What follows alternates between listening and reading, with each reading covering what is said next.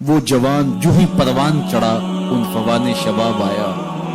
تو اس کی پیشانی سجدے کے تقدس سے مالا مال ہو گئی، اس کی آنکھوں میں حیا اور شرم کے پہرے آ گئے، اس کے خیالوں میں پاکیزگی آ گئی، اس کی زندگی کے شب و روز نیکی کے ماحول میں بسر ہونے لگی، اس کی راتیں ذکر الہی میں، تلاوت کلام مجید میں اور دن یاد الہی میں روزے سے گزرنے لگی۔ وہ جوان جس کی جوانی اللہ کی عبادت میں گزری، یہ جوانی اگر عبادت میں گزر گئی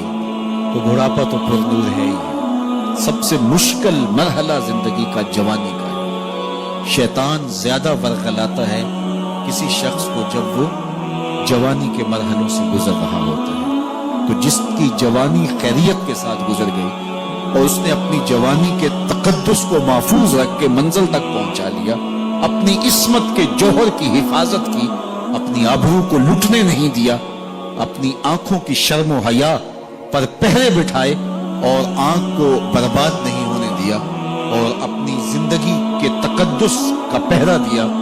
تو جو جوان اپنی جوانی کو خیریت کے ساتھ گزار گیا۔ کسی نے کہا تھا نا، کتاب زیست کا ایک اور باب ختم ہوا، شباب ختم ہوا، ایک عذاب ختم ہوا۔ جوانی جس کی منزل تک پہنچ گئی خیریت کے ساتھ، عافیت کے سائے میں، مشکل تو بڑا ہے جوانی کو منزل تک لے جانا، خیریت کے ساتھ، داغدار نہ ہونے دینا، جوانی کے تقدس کو رسوا نہ ہونے دینا،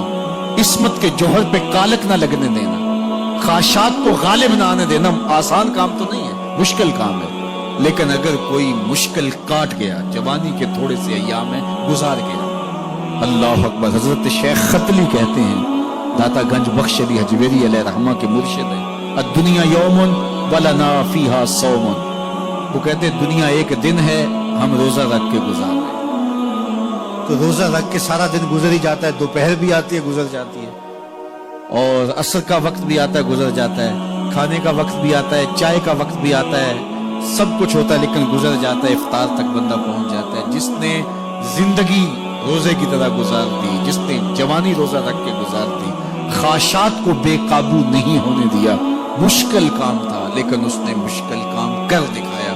اجر کتنا بڑا ہے، سنیے اللہ کے محبوب کی زبان سے سنیے۔ حضور نے ارشاد فرمایا جو سیدنا ابو ہریرہ کے ذریعے سے ہمارے تک پہنچا، فرمایا قیامت کے دن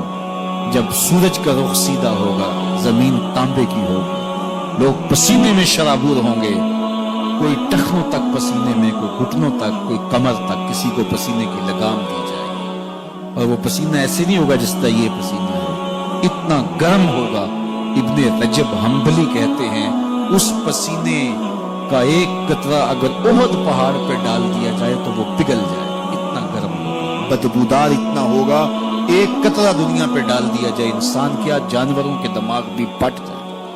اس پسینے میں لوگ شرابور ہوں گے۔ لیکن جس نے اپنی جوانی کو عافیت سے گزارا ہوگا، کل قیامت کے دن جب کوئی سایہ نہیں ہوگا، اللہ اس جوان پر اپنے عرش کا ٹھنڈا سایہ عطا فرمائے۔ وہ شخص جس کو کسی عورت نے دعوت گناہ دی اور وہ صاحب منصب تھی، صاحب جمال تھی،